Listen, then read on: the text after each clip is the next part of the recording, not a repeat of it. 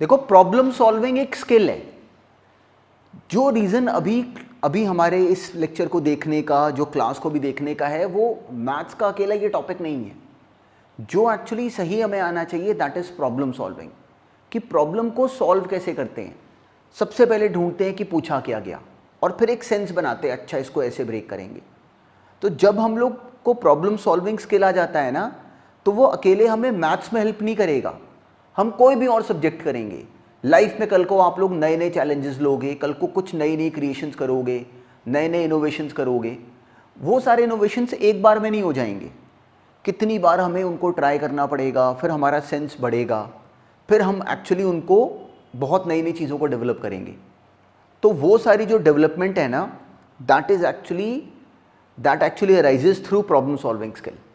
तो जब एक बार हमारा प्रॉब्लम सॉल्विंग स्किल बन जाता है ना, फिर हम लोग बिल्कुल फाइटर बन जाते हैं। हमें पता होता है कि इन क्वेश्चंस में, या किसी भी हम लोग जब लाइफ में नया चैलेंज लेंगे, तो उसमें शुरू में ऐसा होगा कि हम कुछ नया ट्राई करेंगे, उसमें हमें एक्सपेरिमेंट करना पड़ेगा।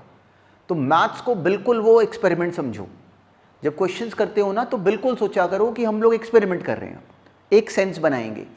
जब एक बार वो सेंस बन गया तो हमारा कॉन्फिडेंस बन गया। कॉन्फिडेंस बन गया, फिर कोई मर्जी क्वेश्चन पूछ लो, वो हमारा सॉल्व होना चाहिए। तो ये अप्रोच पकड़ना, इंस्टेड ऑफ ये कि हमारे ये क्वेश्चन हो गए, हमने ये बुक कर ली, वो सब जो लॉजिक हैं वो बहुत ही ओल्ड स्कूल स्टोरी है। जो काम की बात है वो क्या, कि हमें समझ में आए कि हमें हमेशा के लिए कोई भी क्वेश्चन सॉल्व करना आ गया, तो बिल्कुल वो अप्रोच पकड़ा करो, फिर हमारा कोई भी क्वेश्चन सॉल्व होगा। अब जैसे हम लोगों ने एरिथमेटिक प्रोग्रेशन शुरू करा, तो अब एपी में देखो, हमने लास्ट क्लास में उसकी जर्नल टर्म डेवलप करी, a + n-1 × d, वो भी हमने खुद बना ली। अब अकेली उसमें काम की बात क्या है कि हमने लास्ट क्लास में एक बात सुनी कि अब जो भी एपी का क्वेश्चन आएगा, और देखो आज भी ऐसे करना, तो एपी के क्वेश्चन में ना हमसे कुछ भी पूछा गया होगा, नए नए क्वेश्चंस में नई नई लैंग्वेज होगी, पर हमारा सेंस क्या है कि अगर हमें एपी का फर्स्ट टर्म और कॉमन डिफरेंस पता चल जाए, तो फिर हम एपी का कोई भी क्वेश्चन कर सकते हैं। तो इसलिए जब भी क्वेश्चन आए ना एपी का, और उसमें अलग अलग टर्म्स गिवन हो, तो देखा करो कि क्या फर्स्ट टर्म और कॉमन डिफरेंस गिवन है। अगर नहीं गिवन तो उनका नाम रख लो, ए हो गया फर्स्ट टर्म, कॉमन डिफरेंस हो गया डी। उनका नाम रख के देखो कि हर क्वेश्चन में या तो ए और डी ने निकल आना होता है, या फिर उनके बीच का कनेक्शन बन जाना होता है। ये अकेला बेसिस है इस टॉपिक के हर क्वेश्चन का, नए से नए। तो क्या करोगे, हमारे सामने क्वेश्चन आएगा, उसमें डिफरेंट सी लैंग्वेज होगी, फटाफट उसमें फर्स्ट टर्म और कॉमन डिफरेंस को क्रिएट करवा दोगे, अगर नहीं दिया होगा तो। जैसे ही हमने वो क्रिएट करा दिया, आगे हमारा मोमेंटम अपने आप बनेगा। चलो आज भी क्वेश्चंस करते हैं डिस्कस। अब हमें एपी की जर्नल टर्म पता है, a + n-1 × d, this is tn।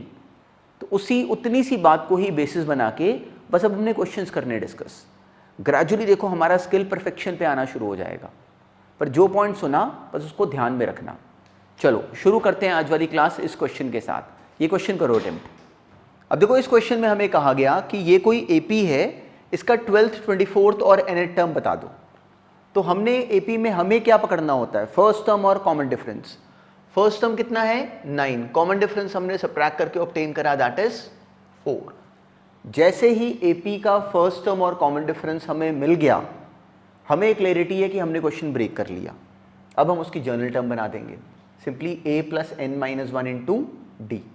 अब इसमें a कितना है 9, d कितना है 4, तो हमने जर्नल टर्म डेवलप कर दी। इसको अगर सिंप्लीफाई करें तो वो आ गया 4n + 5। अब हमसे कोई भी टर्म पूछिए, इट इज सिंपल।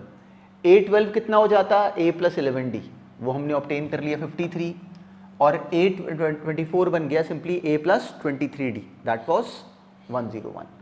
देखो इसको ब्रेक करने का जो सेंस है वो कितना स्ट्रेट फॉरवर्ड है। अब बिल्कुल इसी तरह का जैसे एक लास्ट क्लास में क्वेश्चन करा, वैसे का एक और अब जरा अपने आप करो, ये सॉल्व करो पहले। अब देखो इस क्वेश्चन में हमें कहा कि which term of the sequence is 124, मतलब 124 इस सीक्वेंस का कोई टर्म है। तो हमें क्या करना है, हमने n निकालना है, which term of the sequence. तो ये हमें क्या गिवन था, tn। a कितना है इस AP का 4, कॉमन डिफरेंस 5, tn हमें गिवन है कि 124 है। तो हमें पूछा गया कि इस AP की कौन सी जो टर्म है, दैट इज 124। तो हमने क्या करा, सिंपली इसकी जर्नल टर्म बना दी, a + n-1 × d। ए हमें नोन है कि 4, डी हमें नोन है कि 5, हमने फिल करे और वो बराबर आना चाहिए 124 के। तो अब ये रीअरेंजमेंट सिंपल है, यहाँ से हमने n ऑब्टेन करा, वो आ गया 25। मतलब इस AP की जो 25th टर्म होगी उसका जवाब आएगा 124। मतलब हम लोग कंक्लूड कर पाए कि T25 जो है दैट इज 124। तो हमारा आंसर होता 25th टर्म। देखो कितना स्ट्रेट फॉरवर्ड, कितना सिंपल क्वेश्चन था ये भी। अब नेक्स्ट करो अपने आप। देखो हमें कहा गया determine the AP। AP determine करने का मतलब ही क्या हुआ कि उस AP का फर्स्ट टर्म और कॉमन डिफरेंस बता दो, क्योंकि जब हमें AP का फर्स्ट टर्म और कॉमन डिफरेंस नोन हो तो एक्चुअली हमने पूरी AP ब्रेक कर दी। अब उसकी कोई भी टर्म हमसे पूछ लो। तो अब हमें इस क्वेश्चन में अकेली समझ हमारी क्या बननी चाहिए कि इस क्वेश्चन में हमें सबसे पहले फर्स्ट टर्म और कॉमन डिफरेंस का नाम रख लेना चाहिए। जब भी कभी AP में जो मर्जी पूछा गया हो उस क्वेश्चन में एंटर करने का तरीका ही ये होगा। यहाँ तो उन्होंने स्ट्रेट फॉरवर्ड हमसे बोला ही यही कि A और D निकालो, अगर ना भी बोला होता तो भी हम लोग नाम रखते A और D। जैसे ही A और D नाम रखा हम थर्ड टर्म बना सके, वो आ गई A + 2D, वो हमें गिवन है कि 5 है। साथ में हम सेवन्थ टर्म बना सके, वो हो गई A + 6D, वो हमें गिवन है कि 9 है। हमारा टारगेट क्या है? A और D निकालना। दो इक्वेशंस हैं और दो अननोन्स हैं, इनको हम साइमल्टेनियसली सॉल्व कर सकते थे। दोनों को हमने सब्ट्रैक्ट करा, A और A कैंसिल, 4D बराबर आ गया 4 के, वहाँ से D आ गया 1। तो इस AP का कॉमन डिफरेंस तो हमने ऑब्टेन कर लिया। अब सिंपली इसकी वैल्यू अगर हम यहाँ फिल कर दें तो कहीं भी इन दोनों में से किसी भी इक्वेशन में फिल कर दें तो हमारे पास A आ गया। A + 2D बराबर था 5 के, वहाँ से A आ गया 3। जैसे ही AP का फर्स्ट टर्म और कॉमन डिफरेंस आ गया, एक्चुअली हमने ये AP ब्रेक कर दी। अब इसमें कुछ भी और पूछा गया हो दैट इज सिंपल। तो अब उन्होंने तो खैर इस क्वेश्चन में डायरेक्टली AP पूछी है तो हमने AP बना दी। सिंपली फर्स्ट टर्म कितना आया इसमें? 2, 3 एंड कॉमन डिफरेंस इज 1। तो AP क्या बन गई? 3, फिर अगला 4, 5, 6, 7 एंड सो ऑन। देखो कितना सिंपल पैटर्न है, पर इसमें रिकॉग्नाइज करने वाली बात क्या है कि जब भी कभी AP में उन्होंने कुछ भी दिया हो, नाम रख लो, फर्स्ट टर्म का नाम रख लो A, कॉमन डिफरेंस का नाम रख लो D, फिर आगे हमारा मोमेंटम बन जाता है बिल्कुल उसके अकॉर्डिंग। अब बिल्कुल इसी तरह से अब ये नेक्स्ट क्वेश्चन ब्रेक करो। देखो ये क्वेश्चन बिल्कुल सिंपल था, केवल हमने जज करना था कि ये सीरीज AP है कि नहीं। तो कैसे जज करते हैं? इनके डिफरेंसेस ऑब्टेन करते हैं। तो हमने इनको सब्ट्रैक्ट करा, A2 - A1 करा, वो आ गया 3 + √2 - 3, उसका आंसर आया √2। तो अगर ये AP होगी तो इसे इसका कॉमन डिफरेंस होना चाहिए। अब हमें क्या करना चाहिए? A3 - A2 करना चाहिए। हमने A3 - A2 करा, वो आ गया 3 + 2 √2 - 3 - √2, वो भी सेम आ गया। अब हमने A4 - A3 करा, A4 - A3 करने पे भी आंसर सेम आया।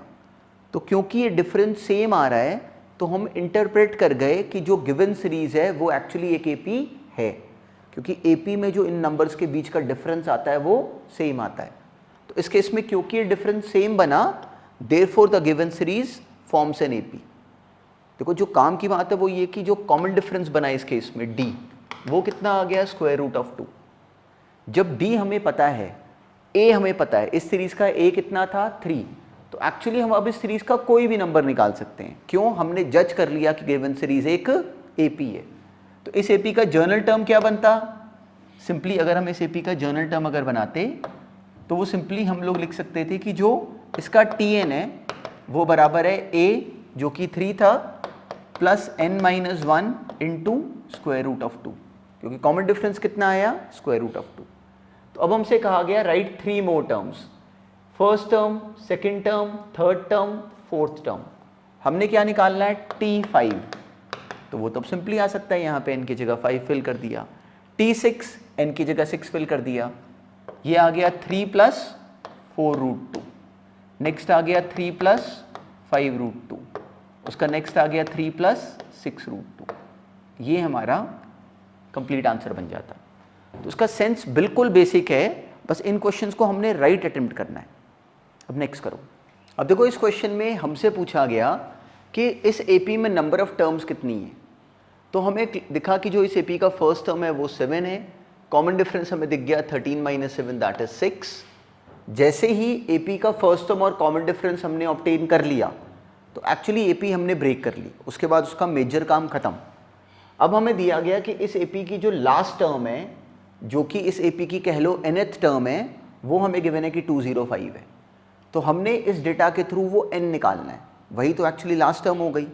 तो हमने पता करना है कि वो कौन सी भी टर्म है। तो हमें क्लैरिटी है कि जो Tn है वो हमें नोन है कि बराबर है a plus n minus one into D के। तो वो आ गया a plus n minus one into d. वहाँ से हमने सिंपली d ऑब्टेन करना है, n ऑब्टेन करना है, वो आ गया 198/6 दैट इज 33। तो n हम फाइनली बता सके कि दिस इज 34। मतलब इस AP में जो नंबर ऑफ टर्म्स होंगी वो 34 टर्म्स होंगी। जो 34th टर्म होगी दैट वुड बी 205। तो number of terms in this AP is 34। अब नेक्स्ट करो सॉल्व। अब देखो इसमें हमें कहा गया बिल्कुल same pattern, find number of terms in this AP। इस AP का फर्स्ट टर्म कितना है 18। कॉमन डिफरेंस कैसे निकालेंगे, second term minus first term करके। लास्ट टर्म हमें Tn गिवन है कि -47 है। तो हमें A नोन है कि 18 है। D कैसे ऑब्टेन करा हमने, 31/2 minus 18, second term minus first term, वो हमें दे गया -5/2। तो इस AP का जो कॉमन डिफरेंस आया दैट इज -5/2।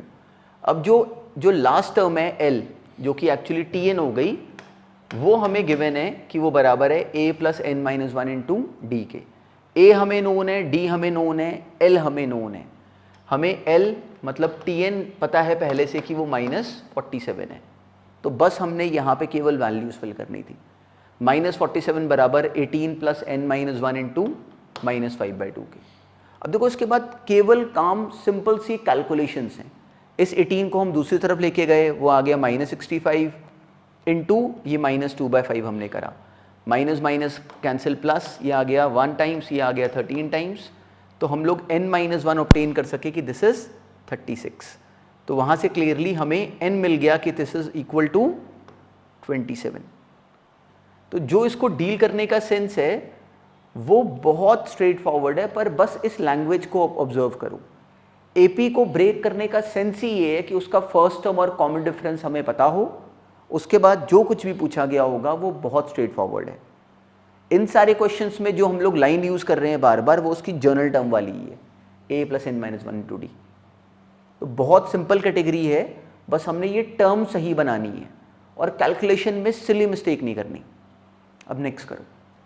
अब देखो इस क्वेश्चन में हमें कहा था कि इस AP का 31st टर्म निकाल दो, जिसका कि 11th टर्म हमें गिवन है, 16 टर्म हमें गिवन है। तो हमारे माइंड में बिल्कुल ये परमानेंट पिक्चर बननी चाहिए कि AP को ब्रेक करने का सेंस ही ये है कि उसका फर्स्ट टर्म और कॉमन डिफरेंस पता। जब उस AP का फर्स्ट टर्म और कॉमन डिफरेंस हमें पता होगा, फिर हमसे जो कुछ भी और पूछा हो वो हम आसानी से बना देते होते हैं। तो हमें पहला काम क्या करना चाहिए कि उस AP के फर्स्ट टर्म और कॉमन डिफरेंस का नाम रख लें। हमने फर्स्ट टर्म का नाम रखा A, कॉमन डिफरेंस D। अब हम 11th टर्म को बना सके। 11 टर्म क्या बनती, a प्लस 10d, वो हमें गिवन है कि 38 है। फिर हम 16 टर्म को बना सके, a प्लस 15d, वो हमें गिवन है कि 73 है। हर बार बिल्कुल जैसे ही हमने सिचुएशन को क्रॉस कर लिया, अब सोचो कि दो इक्वेशंस एंड दो अननोन्स हैं। क्यों ना अब इन दोनों इक्वेशंस को साइमल्टेनियसली सॉल्व करके फर्स्ट टर्म और कॉमन डिफरेंस हम ऑब्टेन कर लें। तो हमने सिंपली इन दोनों को सॉल्व करा, इन दोनों को सब्ट्रैक्ट करा, -5d आ गया -35, वहाँ से d आ गया 7।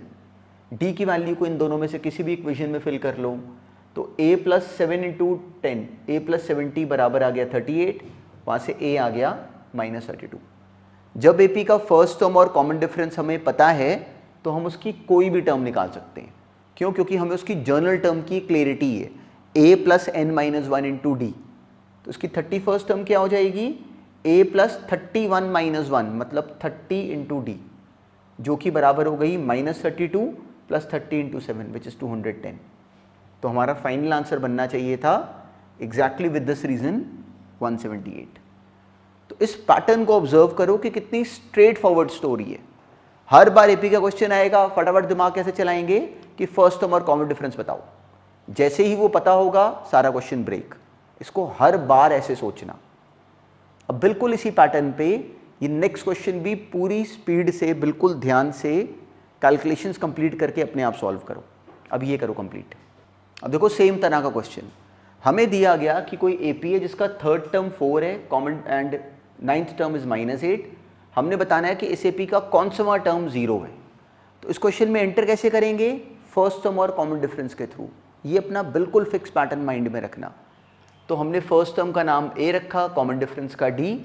थर्ड टर्म हमें गिवन है कि 4, मतलब a + 2d हम जानते हैं कि 4 है। नाइन्थ टर्म का मतलब a + 8d हमें गिवन है कि -8 है। इन दोनों का बेनिफिट क्या हुआ? यहाँ से हम a और d निकाल सकते हैं। दोनों को सब्ट्रैक्ट करा, हमें सिंपली d मिल गया। d आ गया -2। d को हमने इक्वेशन में फिल करा, हमारे पास a आ गया 8। जब हमें AP का फर्स्ट टर्म और कॉमन डिफरेंस पता है तो एक्चुअली हम लोग क्वेश्चन में एंटर कर गए। अब हमसे कुछ भी पूछा हो, हमसे पूछा कि कौन सी टर्म 0 है, तो हमने क्या बताना है? टर्म का नंबर, कि Tn कब 0 है। तो हमने बताना है कि कौन से नंबर की टर्म 0 आएगी। तो हमने AP की जर्नल टर्म बनाई a + n-1 × d, जो कि Tn बनी और हमें वो गिवन था कि उसका जवाब 0 आना चाहिए। a हमें नोन है, d हमें नोन है -2। सिंपली हम लोगों ने इसको क्रॉस मल्टीप्लाई करा तो ये आ गया -2 × n-1। 2 × n-1 आ गया 8, वहाँ से n-1 4, वहाँ से n आ गया 5। तो देखो क्वेश्चन की लैंग्वेज चेंज करती रहेगी, पर जो हमारा डील करने का सेंस होगा वो ऑब्जर्व करो। हमने एपी के क्वेश्चन में क्या करना है? हर बार क्वेश्चन को फर्स्ट टर्म और कॉमन डिफरेंस के प्लेटफॉर्म पे ले आना है, नाम रख लेने हैं, अपने आप फ्लो बनेगा। बिल्कुल इस पॉइंट को ऑब्जर्व करो। फाइनल आंसर इसका बनता 5। अब नेक्स्ट करो। अब देखो इस क्वेश्चन में लैंग्वेज भी बिल्कुल सिंपल थी। हमें गिवन था कि किसी एपी की 17 टर्म उसकी 10th टर्म से 7 ज़्यादा है। तो हमने बिना कोई स्पेशल एफर्ट करे 17 टर्म बस क्रिएट कर दी, a + 16d। 10th term create करी a + 9d। इन दोनों का जो डिफरेंस है वो हमें गिवन है कि 7 है, तो हमने इन दोनों को सब्ट्रैक्ट कर दिया। हमें मिल गया a17 - a10 = a cancel 7d। पर ये तो हमें गिवन है क्वेश्चन में कि ये कितना है? 7। तो 7 बराबर आ गया 7d के, वहाँ से d आ गया 1। अब वैसे भी एक बात सोचो कि अगर ये क्वेश्चन अगर कल को ऑब्जेक्टिव में आए तो हमें स्ट्रेट फॉरवर्ड ही दिखता है कि जो 17th टर्म है वो 10th टर्म से कितनी आगे होती है? वो 10th टर्म से आगे होती है 7d। तो 7d हमें गिवन था कि 7 है। तो अगर इसको हम बिना कुछ करे भी अगर करना चाहते, सिंपली ओरली भी, तो ये क्वेश्चन एक्चुअली इतना बेसिक था। अगर बिल्कुल रिटन में करते तो इसको सिंपली ऐसे ब्रेक कर लेते। अब बिल्कुल ऐसे ही नेक्स्ट क्वेश्चन को भी अपने आप सोचो। अब ये करो सॉल्व। अब देखो इस क्वेश्चन में हमें दिया हुआ था कि how many 3 digit numbers are there which are divisible by 3। तो अब अगर सोचो कि वो फर्स्ट नंबर जो कि 3 से डिविजिबल है वो हुआ 12, और जो लास्ट नंबर जो 3 से डिविजिबल है वो हुआ 99। जो बीच में नंबर्स हैं वो क्या पैटर्न बना रहे हैं? जो फर्स्ट सच नंबर है वो हमें रियलाइज हुआ कि 12 है। नेक्स्ट नंबर जो 3 से डिविजिबल है दैट इज 15, नेक्स्ट इज 18, और लास्ट क्या बना? 99। तो अगर ऑब्जर्व करें तो इन सब के बीच में जो गैप आ रहा है वो एक्चुअली कितना है? हर बार जो गैप आ रहा है वो 3 का है। इन नंबर्स के बीच में जो डिफरेंस आ रहा है वो 3 का है। तो हमें रियलाइज हुआ कि ये तो एक्चुअली एक एपी है। एपी जिसका फर्स्ट टर्म है 12, कॉमन डिफरेंस है 3, और लास्ट टर्म हमें दिया गया है कि इट इज़ 99। तो एक्चुअली हमने क्या निकालना है कि इस एपी में नंबर ऑफ टर्म्स कितने होंगे। तो उसको ब्रेक करने का सेंस हमें समझ में आता है कि Tn बराबर है a + n-1 × d। तो 99 = first term + n-1 × common difference. वहाँ से हम सिंपली इसका n निकाल सके। n आ गया 30, मतलब नंबर ऑफ टर्म्स जो कि 3 से डिविजिबल होंगी दैट वुड बी 30। तो बिल्कुल बेसिक लैंग्वेज है, पर हमने सही डील करनी है। अब इसी तरह का अब ज़रा ये क्वेश्चन करो अटेम्प्ट अपने आप। अब ये सॉल्व करो। देखो हमने क्या करा इसमें, हमने पहला ऐसा नंबर निकाल लिया, लास्ट नंबर निकाल लिया, और हमने रियलाइज़ करा कि ये सीरीज़ तो एपी है। तो जो नेक्स्ट क्वेश्चन भी सॉल्व करने लगे हो उसमें बिल्कुल ऐसे की बात अब अपने आप सोचना। अब ये सॉल्व करो। अब देखो इस क्वेश्चन का पैटर्न एग्जैक्टली सेम था। हमें पूछा गया था कि 100 से लेके 999 तक कितने बीच में नंबर होंगे जो कि 7 से डिविजिबल हो। तो हमने वो काउंट थोड़ी करने थे। अब हमें ये पैटर्न समझ में आता है। हमने वो फर्स्ट नंबर निकाला जो कि 7 से डिविजिबल है, वो आ रहा था 105। फिर हम 999 से शुरू हो गए कि वो कौन सा लास्ट नंबर है जो कि 7 से डिविजिबल हो। हमें रियलाइज़ हुआ कि दैट वाज 994। अब जो बीच में जो नंबर्स आ रहे हैं वो हमने ऑब्जर्व करा कि वो एक पैटर्न बना रहे हैं। इनके बीच में जो डिफरेंस आ रहा है, देखो वो हर बार 7 आ रहा है। तो अगर इनके बीच में डिफरेंस अगर 7 आ रहा है तो ये सीरीज जो बनी that is actually an AP. AP जिसका फर्स्ट टर्म हमें नोन है कि 105 है, कॉमन डिफरेंस हमें नोन है कि 7 है, लास्ट टर्म मतलब टीएन हमें नोन है कि 994 है। तो अब हमें जो काम दिया गया वो अकेला बस ये एन निकालने का था। जैसे ही हमने ये पैटर्न रिकॉग्नाइज कर लिया, ये क्वेश्चन बिल्कुल स्ट्रेट फॉरवर्ड है। टीएन बराबर हो गया a plus n minus one into D.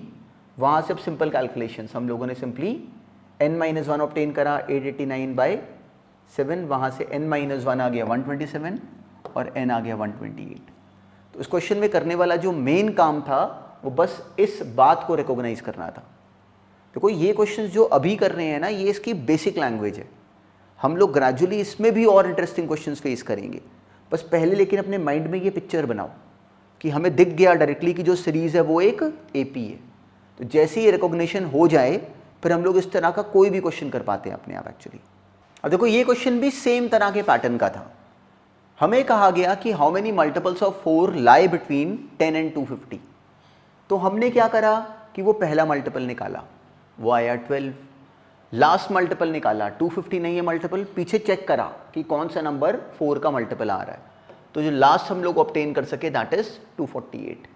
अब ये रिकॉग्निशन हमारे माइंड में ऑलरेडी बनी हुई है कि ये सीरीज एपी आ जाती है। डायरेक्टली 12 आया, फिर 16 आया एंड सो ऑन। तो इस एपी का टीएन हमें नोन था कि it is 248, A was 12 and D was 4। तो सिंपली हम लोग उसके बाद कैलकुलेशंस के थ्रू एन निकाल सके। तो इसमें ट्रिक कोई नहीं, बस इस पॉइंट को सही ऑब्जर्व करना है हमारा अकेला काम। अब देखो आज वाली क्लास में हमने एपी की जर्नल टर्म पे थोड़े क्वेश्चंस और करे। इसमें ग्रेजुअली लेवल और इंटरेस्टिंग आता रहेगा अपने आप, पर सेंस देखो सेम है। हर बार फर्स्ट और कॉमन डिफरेंस का प्ले ही होगा। तो जो क्वेश्चंस हमने अभी आज करे इनको प्रॉपरली एक बार देख के फिर नेक्स्ट क्लास में जो क्वेश्चंस करेंगे उसके लिए हम लोग और वेल प्रिपेयर्ड होंगे। तो अगर रिकॉग्नाइज करो तो हमने आज कोई भी नया फॉर्मूला नहीं करा, जितनी बातें हमने पहले से करी हुई थी उतनी भी बेस बस हमने आज क्वेश्चंस करे।